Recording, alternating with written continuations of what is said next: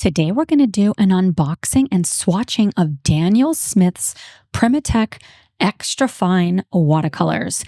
This is the introductory set and includes 6 different watercolors. Primatek watercolors are made with natural minerals that are mined from around the world. And as we're swatching them out, I'm going to tell you a little bit more information about them. So here I'm just trying to kind of lay them out in color family for how I think they're gonna look the best. My OCD tendencies definitely have a way of coming out whenever I'm doing anything like this. So I'm using Emma Lefebvre's ceramic palette that I bought from Craftimo. Use whatever you like, and you can even just put a little dollop of this directly onto your sketchbook or paper that you're using, so you don't have to do it separately like what I'm doing right here. Alternatively, I would recommend sticking them inside of a palette, like squeezing them into half pans or onto something so that you can close it and it won't get a bunch of dust and dirt on it. Because essentially you don't want you definitely do not want to waste any of this paint, because paint is not cheap. It's not cheap, my friend. I'm using my Hahnemuhle 100% cotton watercolor sketchbook. This is the book I've kind of dedicated to my 100-day art challenge. Of course, I'm using other sketchbooks now also. I'm going to use this stencil. All of the stuff I'm using, with the exception of the Craftamo stuff, will be linked in my Amazon storefront. I love when I start out with a win where I'm using a stencil, because right away, as soon as I pull the stencil away, it just looks nice. So I'm going to label all of these with the right colors, because I've screwed this up before, and then I have to redo it. And I also like to put a black line to show the transparency. So each one of these boxes, I'm going to pre-wet. So let's get straight into this first color, which is Rhodonite Genuine. This is made from jewelry quality stone. Daniel Smith says it's a versatile rose pink. It's great for portraits and landscapes. And when you use it wet into wet, it creates a soft, transparent glow without granulation. At full value, it's more intense, but it's still transparent, low staining, and non-granulating. The light fastness is level 1, so it is excellent. This is a gorgeous color, and I am so glad I've got it in my collection.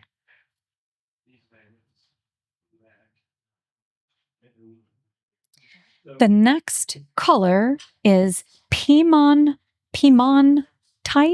Genuine. This is ground from scarlet streaked mineral from the hills of Italy. It's rich, versatile, a deep, ruddy violet. It's the darkest value of this watercolor, and when you add more water, it produces a lovely violet brown granulation with a carmine tone. This is perfect if you want to add interest to shadows or painting the mottled surfaces of autumn leaves. The light fastness is level 1. It's excellent. It's semi-transparent, low staining, and granulating.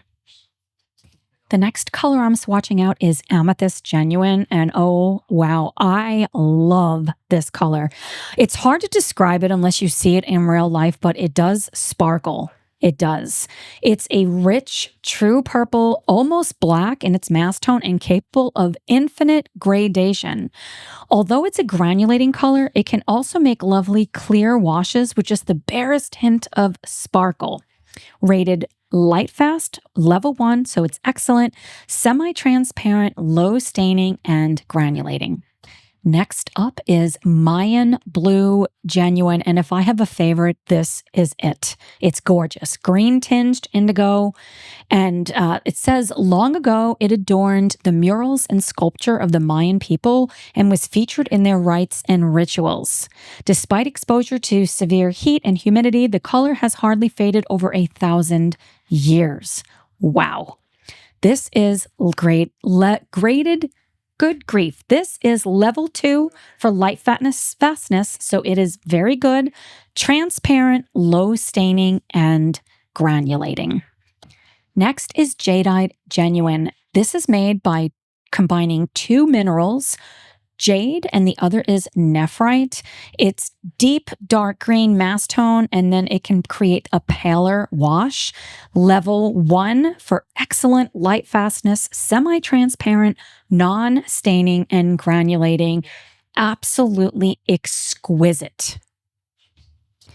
And the last color is Hematite Genuine. It's ground from heavy silver black, mineral rich in iron. It's thick wash.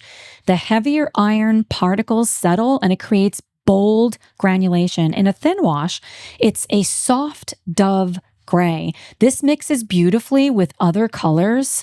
I love this color. I feel it's very versatile. Level 1 for excellent light fastness, semi-transparent, low staining, and granulating. Daniel Smith says on their website that with a single brushstroke, you can sketch in branches from thick to thin, and the granulation automatically provides the texture of bark. I can attest to this. It also works beautifully to emulate stone. Now I want to combine some of these colors together. Daniel Smith's website recommends experimenting. And if you know me, then you know I absolutely recommend experimenting. So I'm going to mix the Rhodonite Genuine and the Mayan Blue and see what can we get. And I've got to tell you, I don't think it's showing on camera just how absolutely gorgeous this is. This would be a fantastic combination for skies. And when you're dealing with granulating colors or any color, anything with paint, you have to allow it to dry before you can assess what it looks like. Make sure you're adding enough water whenever you're dealing with anything that's granulating, because you're going to have more, like, better effects if you do that. So now I want to combine the rhodonite and the jadeite because they're relatively complementary colors. I want to see, red and green are complementary. I want to see, can we get a pretty, like, neutral color? And depending on how much you add in of the jadeite, you're going to get a different effect. I love the way that it looks. Now I want to combine the Mayan Blue with the jadeite because I would say like a deep blue, like blue-green, probably one of my favorite colors, and this did not disappoint. Love this color combination. Now I'm going to grab the Piemontite, good grief, and the amethyst. I'm looking in my sketchbook right now as I'm watching this, and that amethyst is just shining through. It is spectacular. Now I want to combine it with the hematite. So the amethyst with the hematite, very similar to the Piemontite. I think I like it with the hematite better, but definitely experiment. Next, I'm going to add the jadeite and the hematite to get a slightly darker color of that green, and this is just gorgeous. It kind of reminds me of Perylene Black or Perylene Green, depending on the brand and what you're using. That very deep green color. It's just phenomenal. Still testing out different combinations. This combination with the rhodonite and the hematite is also gorgeous. This might be my second favorite on the page. Is it? It might be my second or third, because I think the last one that I created is by far a game changer. Like, I could see mixing these together and putting it in a little half pan on your palette so it's ready to go. I think I am going to create a little pan of this to stick inside of my travel kit, because this combination, oh my goodness, whatever you're seeing here on the screen, it's nowhere near as gorgeous as it is in real life. That amethyst is just stunning. And it's almost creating a grayish tone. Look at how gray that is towards the bottom. I loved this color combination. Definitely my favorite on the page. I want to hear from you. Which one is your favorite? Out of the 6 Primatek colors listed here, which color would you be the most interested with trying? There are 36 total colors in the Primatek line.